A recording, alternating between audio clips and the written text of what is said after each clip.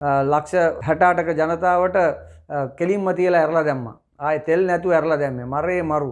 බණ්ඩාරනායකලා, චන්ද්‍රිකාලා, ඒ වගේම මහින්දලා කරතියාගෙන මේ වාමාංශික ක්‍රමය වැරදි කියලා ඔප්පු කරනවට ඊට පස්සේ ආපු මේ ජනතා විමුක්ති පෙරමුණ වාමාංශික උග්‍ර වාමාංශික පක්ෂය ඒ ක්‍රමයේ වැරදි කියලා ඔප්පු කරනවට ඇත්තටම අනුර කුමාරට බොහොම ස්තුතියි. තියෙන්නේ ඒ නිසා ලෝකයේ කිසිම තැනක ධනවාදී ලෝකේ පුරා ශීඝ්‍රයෙන් ධනවාදයේ පැතිරෙනවා මිසක් කිසිම වෙලාවක වාමාංශික පක්ෂ දක්ෂිණාංශික පක්ෂ ලෝකෙ තිබ්බට වාමාංශික පක්ෂ ලෝකෙ පවතින්නේ නැහැ කියන එක තමයි දැන් මේ ජනතා විමුක්ති පෙරමුණ ඔප්පු කරගෙන යන්නේ. නමුත් අවුරුද්දක් වගේ බොහොම කෙටි කාලයක් තුල අද වෙද්දී මාලිමාව පවත්වපු සියලු සම්පකාර ඡන්ද වලින් මාලිමාව පරාද වෙලා ඉවරයි. අද වෙද්දී මාලිමාව ප්‍රතික්ෂේප වෙලා ඉවරයි. ඇත්තටම විපක්ෂයේ ශක්තිමත්භාවය ඊටාම දියාරුයි. හේතුව තමයි තමන්ගේ මේ ආණ්ඩුව තුල ඉඳලාම ගල්කිස්ස උසාවියේ සිදුවීමේදී මේ ආණ්ඩුව කොහොමද ජනතාව උසිගන්නලා තමන් මේ නීතිය හරියට ක්‍රියාත්මක කරනවා කියලා මේ රටේ ජනතාවට ඔප්පු කරන්න උත්සාහ කරේ.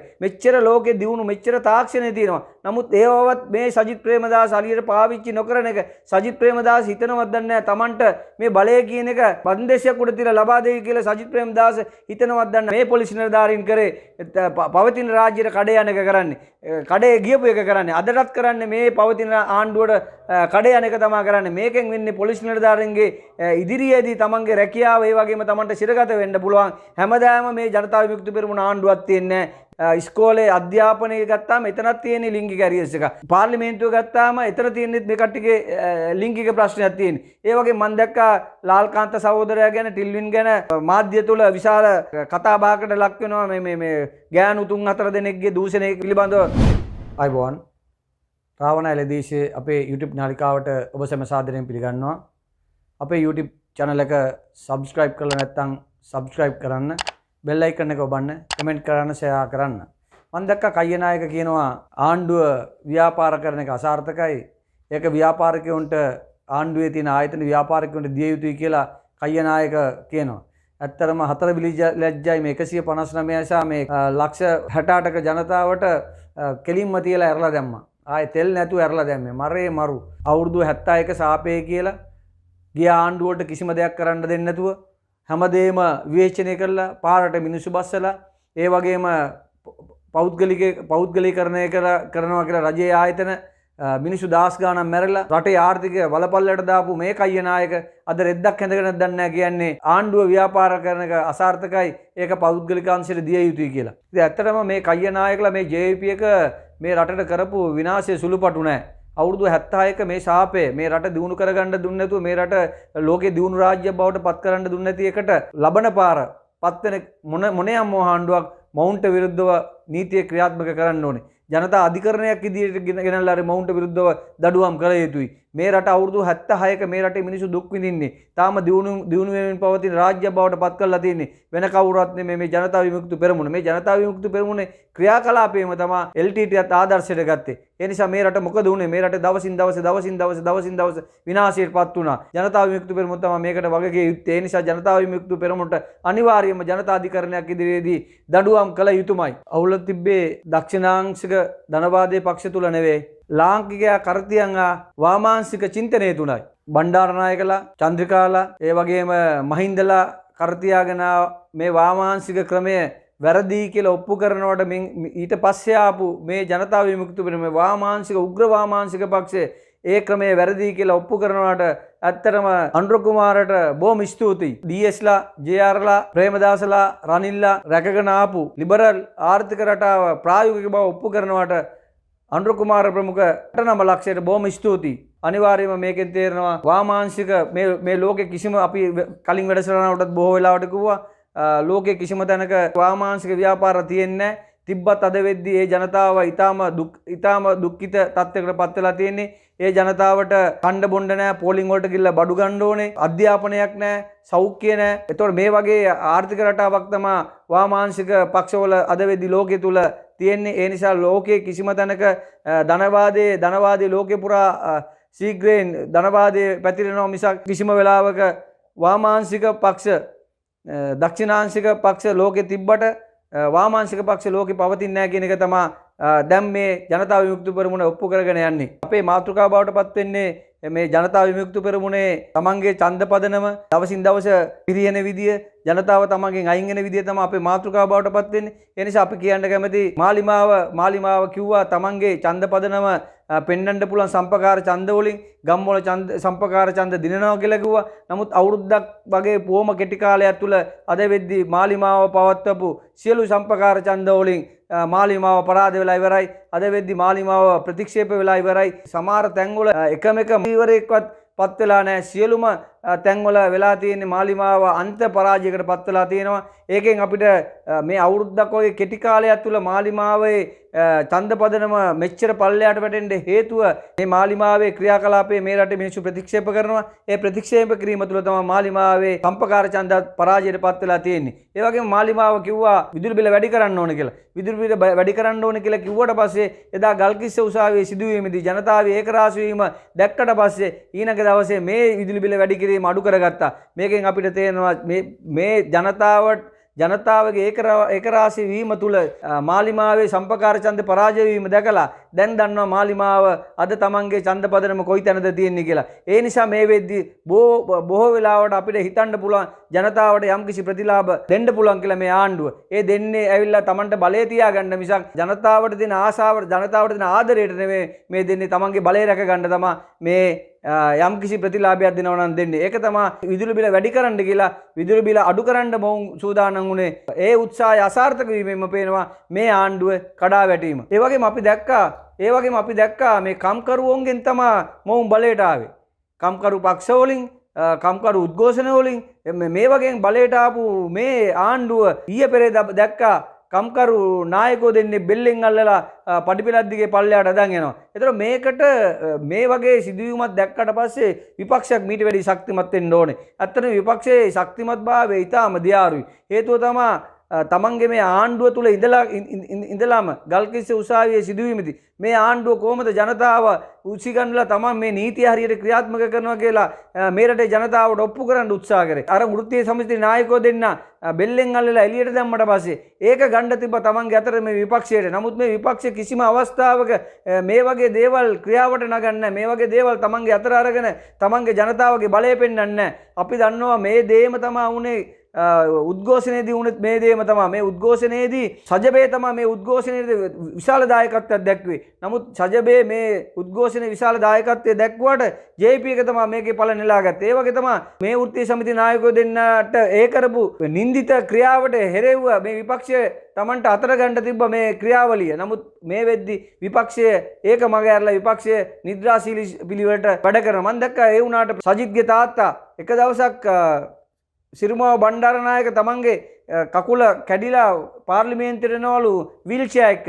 ඒ වෙලාවේ මෙයා ෆොටෝ එකක් ගාලා මෙයා මාධ්‍යයට දානවා කකුල කැඩපු මිනිහෙකුට අබ්බගාතේ රට බාර දෙන්න කියලා. එතකොට මේ මීඩියාවත් හරියට පාවිච්චි කරන්න මෙච්චර ලෝකෙ දියුණු මෙච්චර තාක්ෂණය තියෙනවා. නමුත් ඒවවත් මේ සජිත් ප්‍රේමදාස හරියට පාවිච්චි නොකරන එක සජිත් ප්‍රේමදාස හිතනවත් දන්නේ නැහැ. Tamanට මේ බලය කියන එක බන්දේශයක් උඩ තියලා ලබා දෙයි කියලා සජිත් ප්‍රේමදාස හිතනවත් දන්නේ. අනිත් එක තමයි සජිත් ප්‍රේමදාස තමන්ගේ නායකව අපි දකිනවා නාමල් පොඩි වුණත් නාමල්ට වයස නැති වුණත් නාමල්ගේ වටේ ඉන්න මිනිස්සු නාමල්ල උඩ තියලා වැඩ කරන විදිහ අපි දකිනවා. නමුත් මම කිසිම වෙලාවක මේ පාර්ලිමේන්තුවේ ඉන්න മന്ത്രിවරයෙක් හරි පළාතක සංවිධායකවරයෙක්වත් මේ සජිත් ප්‍රේමදාස ගැන කතා කරනවා මම දැකලා නැහැ. ඉතින් ඒ නිසා සජිත් ප්‍රේමදාසගේ දෙවන පෙළ නායකයෝ පක්ෂේ ලේකම් පක්ෂේ මහලේකම් මේ පිළිබඳව විශේෂ අවධානය යොමු කරලා මේ සජිත් ප්‍රේමදාස නායකත්වයට යන ගමනේදී ඔව්ව උඩින් තියලා වෙලා වැඩ කරන්න ඕනේ කියන එක තමයි අපේ අදහස. එහෙම නැත්නම් ලබන ඡන්දෙදිත් සජිත් ප්‍රේමදාසෝ හිතන ප්‍රමාණයට ඡන්ද ගන්න හම්බෙන්නේ නැහැ. මේ දෙක එකතු වීම තුළ අපි හිතනවා කෝටියක ඡන්ද ප්‍රමාණයකට යන්න පුළුවන් කියලා මේ විපක්ෂයට. නමුත් මේ විපක්ෂයේ තමන්ගේ ඒ කෝටියට ඡන්ද යනවා නම් මේ නායකයා උඩ තියලා මේ නායකයා මීඩියා තුළ හැදුවේ නැත්නම් මේ සජිත් ප්‍රේමදාසට වෙන්නේ තමන්ට ඒ ප්‍රමාණය කිට්ටු කරන්න බැරි වෙන එකක් තමයි තියෙන්නේ. අපි හිතනවා දෙවෙනි මනාපේ ගණන් කරන්න වෙයි සජිත් ප්‍රේමදාස දින්නත් දෙවෙනි මනාපේ ගණන් කරන්න වෙනවා මේ අනුර කුමාර දිසානායකට වගේ. ඒ නිසා තමන්ගේ මීඩියා පැත්ත තමන්ගේ මාධ්‍ය පැත්ත මීට වැඩිය ශක්තිමත් කරගන්න කියලා අපි විපක්ෂයෙන් ප්‍රධාන වශයෙන් ඉල්ලලා තියෙනවා. ඒ වගේම තමයි මේ කම්කරුවන්ට මේ කම්කරු නායකයන්ට වෙන අසාධාරණකම් වලට පාර්ලිමේන්තුවේදී කතා කරලා වැඩක් නැහැ. ජනතාව හමුවට ඇවිල්ලා ජනතාවත් එක්කම පාරට බෑලා ජනතාවත් එක්කම උද්ඝෝෂණ ව්‍යාපාර පටන් ගත යුතුයි. එතකොට තමයි ජනතාවට දැනෙන්නේ ජනතාවගේ ලේ වලට දැනෙන්නේ ජනතාව ෆීල් වෙන්නේ. එතකොට තමයි ඒක මේ සජිත් ප්‍රේමදාස ප්‍රමුඛ සජබේ තරයේ මතක තබා ගත යුතු කාරණාවක්. ඒ වගේම අපි දැක්කා මේ ආණ්ඩුවේ කටා වැදීම කියන අපි දැක්කා කොටි ඩයස්පෝරාවේ උවමනාවන් ඉටු කරන්න අර නාවික හමුදාපතිවරු දෙන්නෙක් අත්අඩංගුවට ගත්තා. ඊට පස්සේ කුරුණෑගල මහාධිකරණ විනිසුරුතුමා දැඩිසේ අවවාද කරා අවුරුදු 26ක පොලිසිය රාජකාරී කරන තමුන්නාන්සලා දන්නේ නැද්ද මේ වගේ කාරණාවල් ලඝු කරද්දී මීට වැඩිය ශක්තිමත් විදිහට ලඝු කරන්න කියලා.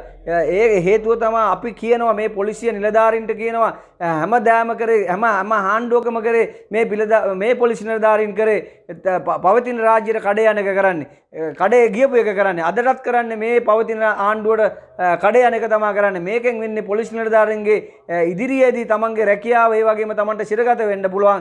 හැමදාම මේ ජනතා විමුක්ති පෙරමුණ ආණ්ඩුවක් තියෙන්නේ මේ ආණ්ඩුව ඊටාම කෙටි කාලෙකින් මං හිතන්නේ අවුරුද්දක් අවුරුදු එකමාරක් දෙකක් තුල මේ ආණ්ඩුව කඩාගෙන වැටෙනවා. මේ රටේ මිනිසුන්ට ඊටාම අමාරු තත්ත්වයක් තියෙන්නේ.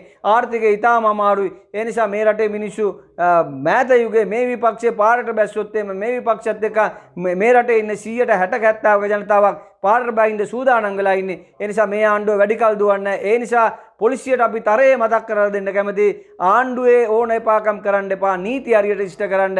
එතකොට තමන්ට සිරගත වෙන්න වෙන්නේ. අද වෙලා තියෙන ගිය ආණ්ඩුව වලට කඩේ ගිහිල්ලා ගිය ආණ්ඩුවේ ඕන එපාකම් කරලා අද සිරගත වෙනවා පොලිස් නිලධාරීන්. ඒ වගේ මේ නායක හමුදාපති ඉතාම දක්ෂ නිලධාරියෙක් ඔහුගෙන කියවලා බලද්දී ඔහු LTT එකේ මූදු කොටු බලකාරයට වැඩිම තර්ජනයක් තිබ්බේ නාවික හමුදාපති කෙනෙක් තමයි මොව් අත්අඩංගුවට ගත්තේ කොටි ඩයස්පෝරාවේ ඕන එපාකම් වලට. නමුත් නීතිය සමට සාධාරණයි. ඒ නිසා ආණ්ඩුවට ඕන නෙවෙයි ආණ්ඩුවට ඕන විදියට නෙවෙයි නීතිය ක්‍රියාත්මක වුණේ. නීතිය විදියට ක්‍රියාත්මක වුණා. ඒ නිසා අපේ රටේ තියෙන නීතිය ගැන අපිට සතුටු වෙන්න පුළුවන්. රැස්වීමකට ගියත් යෝන් සම්මේලනයකට ගියත් මේ ජනතා විමුක්ති පෙරමුණට පිළිගැනීම. ඒ කියන්නේ තරුණයෝ තමයි මේ ජනතා විමුක්ති පෙරමුණට වැඩි හරියක් ආකර්ෂණය වුණේ. කැම්පස් ශිෂ්‍යයෝ, පාසල් ශිෂ්‍යයෝ, ඒ වගේම තරුණයෝ අවුරුදු 30ට 35ට අඩු තරුණ භද්‍ර යවුණෝ මේ කට්ටිය තමයි මේ ජනතා විමුක්ති පෙරමුණත් එක්කන් හිටියේ. සමන්ත විද්‍යාරත්න ඊයේ පෙරේදා ගියා යෝන් සම්මේලනයකට බදුල්ලේ යෝන් සම්මේලනයකට හූ තියලා සමන්ත විද්‍යාරත්න වෙලව ගත්තා. ඉතින් අපිට පේනවා මේ දවස ගානේ මේ ජනතා විමුක්ති පෙරමුණේ කඩා වැටීම අපිට පේනවා. ඒ වගේ මම දැක්කා මට ඒක කියවන්න බැරි වුණා මේ කට්ටියට තියෙන ලිංගික ඇරියස් එකක් තියෙන්නේ. ඒ කියන්නේ අවුරුදු ගානක් කැලවල් වල ඉඳලා ඒ වගේ ප්‍රශ්න ගොඩක් තියෙනවා. ඉතින් ඒ නිසා මේ කට්ටියට තියෙන ලිංගික ඇරියස් එක. ඉස්කෝලේ අධ්‍යාපනය ගත්තාම එතනක් තියෙන ලිංගික ඇරියස් එක. පාර්ලිමේන්තුව ගත්තාම එතන තියෙන්නේ මේ කට්ටියගේ ලිංගික ප්‍රශ්නයක් තියෙන්නේ. ඒ වගේ මම දැක්කා ලාල්කාන්ත සහෝදරයා ගැන ටිල්වින් ගැන මාධ්‍ය තුල විශාල කතා බහකට ලක් වෙනවා. මේ ගෑනු 3-4 දෙනෙක්ගේ දූෂණය පිළිබඳව මාධ්‍ය තුල කතා වෙනවා මම දැක්කා. ඉතින් ඇත්තටම මේ ආණ්ඩුවට තියෙන්නේ මොනවත්ම නෙවෙයි තියෙන්නේ මේ ලිංගික ඇරියස් එකක් තියෙන්නේ. ඉතින් මේක විශාල ප්‍රශ්නයක්. මේක විශාල ප්‍රශ්න මම දැක්කා මේ ළඟදිත් මේ පාසල් ශිෂ්‍යෙක් අහනවා මේ ඔබතුමාලා මේ අධ්‍යාපන ප්‍රතිසංස්කරණය කියලා ගේන දේ ඔබතුමාලා හිතනවාද ඒක සාර්ථකයි කියලා? ඒ කියන්නේ හං අඩු ගන්න හරකෙක්ගේ මේ ළමයා ලස්සනට විග්‍රහ කරනවා. හං අඩු ගන්න කෙනෙක්ව අඳුරගන්න. ඒ වගේම ඔබතුමා හිතනවාද පාසල් යන ළමයෙකුට කරාම්බුවක් දාලා පච්චයක් කොටලා කොණ්ඩේ පාට කරලා මේ ඉස්කෝලේට ගෙනාවුවාම මේ දෙමව්පියෝ මේකෙන් සතුටු වෙනවද? අර හං අඩු ගැව්වා වගේ මේ වගේ දේවල් ගහලා මේ වගේ දේවල් කරගෙන ආපුවාම ඔබතුමාලා මේ අවුරුදු 16 ළමයෙක් මේම කරද්දි සතුටු වෙනවද? ඒ වගේම තමයි අවුරුදු 16ක ළමයෙකුට ඒ වගේ දේවල් කරන්න දුන්නාට පස්සේ ඒ කට්ටිය වැඩිහිටියොන්ගේ දේවල් කරන්න ගියපුවම මේ සමාජයේ මේ සංස්කෘතිය විනාශ නොවෙනවද? ඒතර ඔබතුමාලා මේ වගේ දේවල් කරන්නේ කාගේ හරි බලපෑමකටද නැත්නම් කාගේ හරි උසිගැන්වීමකටද? ඔබතුමාලා මේ වගේ දේවල් පාසල් අධ්‍යාපනයට කරන්න කියලා හරි ලස්සනයි. ඊට වැඩි ලස්සනයි ඒක අහනවා. හරි ලස්සන මේ ගෑනු දරුවා අහනවා. ඉතින් ඇත්තටම මහින්ද ජයසිංහට දෙන්න උත්තරයක් නෑ. මම දැක්කා කම්බුට අත තියාගෙන ඉන්නවා. මේ පොඩි දරුවන්ටත් තේරෙනවා මේ රට විනාශ කරනවා කියලා. මම ඒකයි කියන්නේ මේ කට්ටිය තියෙන මේ ලිංගික ඇරියස් එකක් තියෙන්නේ. අනිත් එක මේ කට්ටිය මේකෙන් බලාපොරොත්තු වෙනවා අවුරුදු 16යි අවුරුදු 25යි අතර තරුණෝ ටිකගේ ඡන්ද ලක්ෂ 20ක් 25ක ඡන්ද ප්‍රමාණයක් තියෙනවානේ. මේ ටික ලැබෙයි කියලා නෑ. ඒ ටික ලැබෙන්නේ අද දරුවන්ට තේරෙනවා. දරුවෝ බුද්ධිමත්. අපේ ළමා කාලට වැඩිය දරුවෝ ගොඩක් දුර ඉන්නේ. දරුවෝ දඬුවමට කැමති. දරුවෝ දන්නවා මේ දඬුවම තුලින් විනයක් හැදෙනවා. ශික්ෂණයක් ඇතිවෙනවා. මේ දරුවෝ දන්නවා. ඉතින් ඒකට දරුවෝ කැමති. අපි දරුවෝ කිසිම ගුරුවරයෙක් මේ බිම දාගෙන බෙල්ල පාගලා ගහන්නේ නැහනේ. දරුවෙක් වැරදි කරපුවාම ඒකට දඬුවම් කරනවා. ඉතින් අපි අද දඬුවම ගැන ඉතාලම සුන්දර විදිහට කතා කරන්නේ. අපි ගුටි කාලා තියෙන ඩෙස්ක් එක අස්සේ ඔළුව දාලා පස්සේ පැත්තට වේවැලෙන් ගහන්නේ. අපිට ඉස්සෙන්ඩත් බෑ පහත් වෙන්නත් බෑ. හැබැයි අපි අද ඒක සුන්දරව කතා කරනවා. ඒක සුන්දර කාලයක්. ඒ දඬුවම සුන්දරයි. ඒ දඬුවම අපිට නරක නෑ. කවුද මේ දඬුවම නරකයි කියලා? මේ කට්ටිය හදන්න යන්නේ මේ සමාජයේ විෂම සමාජයක් හදන්න යන්නේ. ඒතකොට මේ විෂම සමාජයේ මේ අර ඒ අවුරුදු 15යි 25යි අතර තරුණෝ ටික Tamanට ඡන්ද දුන්නම අපේ වීරයෝ කියලා නෑ. එහෙම හිතන්නේ නෑ. දරුවෝ බුද්ධිමත්, දරුවෝ දඬුවමට කැමති, දරුවෝ දන්නවා දඬුවම තුලින් දරුවෝ නිවැරදි වෙනවා කියලා දරුවෝ දන්නවා. ඒ නිසා මේ ආණ්ඩුව කරන්නේ මේ තමන්ගේ මේ ලිංගික ඇරියස් එකක් තමයි මේ පාසල් වලට ඇතුල් කරන්නේ. ඒ නිසා මම කියන්නේ මේ කඩාවැටීමේ දේවල් තමයි මේ දවසින් දවස මේ ජනතා විමුක්ති පෙරමුණ කරන දේවල් වල කඩාවැටීම තමයි මම කතා කරන්නේ. දවසින් දවස කඩාවැටීමක් තියෙන්නේ. මේවා අපිට පේනවා. මේ මාධ්‍ය තුලින් පේනවා. මිනිස්සු දැනුවත්. ඒ නිසා ජනතා විමුක්ති පෙරමුණට 103කවත් ඡන්ද ප්‍රමාණයක් තියෙයිද කියන එක තමයි අපිට සැකේ තියෙන්නේ. දැන් මේ කට්ටිය මහා ලොකුවට කතා කරන්නේ අපි IMF එක ආපුවාම අපිට ඕන විදිහට තමයි අපි ණය ගන්න. අපි එහෙම කැමති නැත්නම් අපි යනවා කියලා. හැබැයි අද බලද්දී අපිට ඇත්තටම අර කාටුන් ශිල්පියෙක් දාලා තිබ්බා. අද ඇවිල්ලා අර IMF එක මේ කට්ටිය කෝටු දෙකක් තියලා නටවනවා. ඒ විදිහට නට වෙනවා. ඒ නිසා මේ රටේ මිනිසුන්ට බොරු කියලා අපිට අරවා කරන්න පුළුවන් මේවා කරන්න පුළුවන්. අලි දෙන්නම් කොටි දෙන්නම් කියලා අලිත් නැහැ කොටිත් නැහැ මිනිසුන්ට කණ්ඩත් නැහැ. අර බීලියුණු ගොවියා පස් කනවා. වී ගොවියා පස් කනවා. එළවලු රුපියල් 50කට බලලා ඒවා කල්තබා ගන්නව සිස්ටම් එකක් හදන්න බෑ. ඒ වගේම තමයි අනුන්ගේ දේවල් වලට උප්පැන්නේ දෙනවා.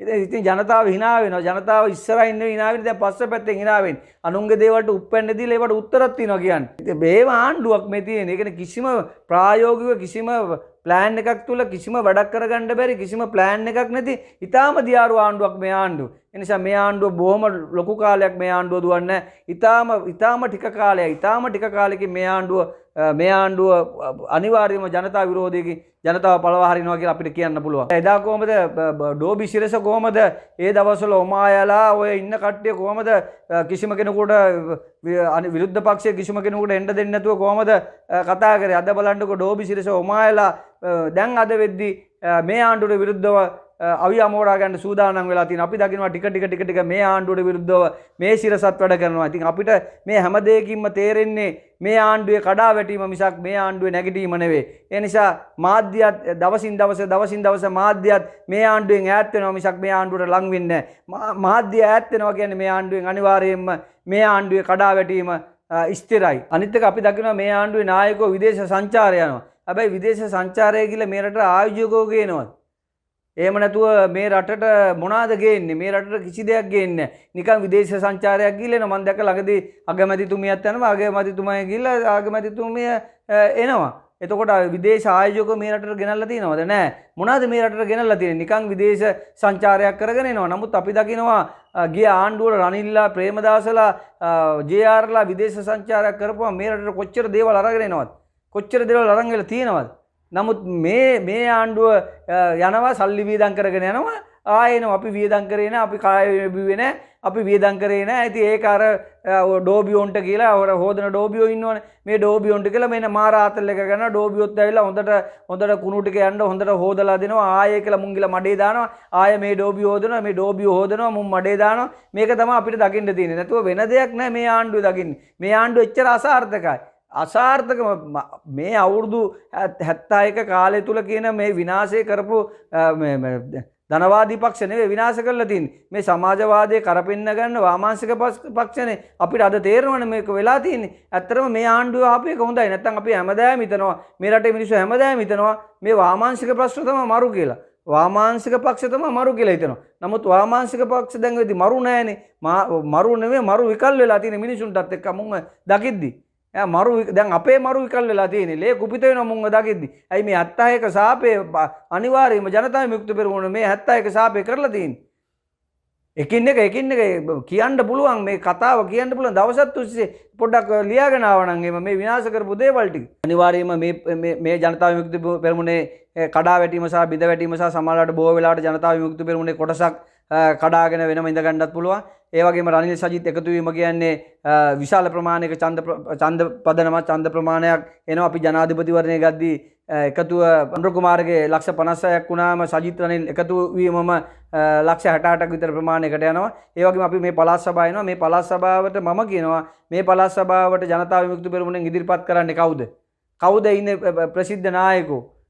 ජනතාව දන්න නායකයෝ කවුද ඉන්නේ? කිසිම කෙනෙක් නැහැ මේ ජනතා විමුක්ති පෙරමුණට ඉදිරිපත් කරන. ලාල්කාන්ත කියන මම දන්නෙත් නැහැ മന്ത്രിවරු මම දන්නෙත් නැහැ කියලා. මම දන්නෙත් නැති മന്ത്രിවරු ඉන්නවනම් කවුද මේ පළාත් සභාවට ඉදිරිපත් කරන්න ඉන්නේ ජනතා විමුක්ති පෙරමුණ ඉදිරිපත් කරන්න ඉන්නේ? ඇත්තටම ප්‍රසිද්ධ චරිත කවුරුවත් නැහැ. නිකන් ඔය පොල් කෙඳි ටිකක් පොල් එලි ටිකක් දැන් ඉදිරිපත් කරයි මේකට. ඒ වගේ තමයි සජබේ ගද්දි මේ වෙද්දි පාර්ලිමේන්තු මන්ත්‍රීවරු 10ක් 15ක් ඉදිරිපත් වෙනවා. එක එක පළාත් වලට පළාත් සභාවලට ඉදිරිපත් වෙනවා. ඔය දිනන්න පුළුවන් හොඳ අශ්වයෝ ටිකක් ඉන්නේ. අනිවාර්යයෙන්ම ඒ නිසා පළාත් සභාවක් එම තිබ්බොත් එම අනිවාර්යයෙන්ම කුල්ල කූජිත වෙලා අපරාධ වෙනවා. තුනෙන් දෙක ගත් එක 100ට 3ටවත් රඳවා ගන්න පුළුවන් වේද කියලා අපිට විශ්වාසයක් නැහැ. ඒ නිසා මේ ආණ්ඩුවේ කඩා වැටීම ගැන තමයි අද අපි කතා කරේ. අද අපේ මේ වැඩසටහන මෙතනින් අවසන් කරනවා. නැවත අලුත් වැඩසටහනකින් ඔබ තමුන්නාන්සලා හමු වෙනතුරු ඔබ තමුන්නාන්සලාට ආයිබෝවන් තෙරුවන් සරණයි.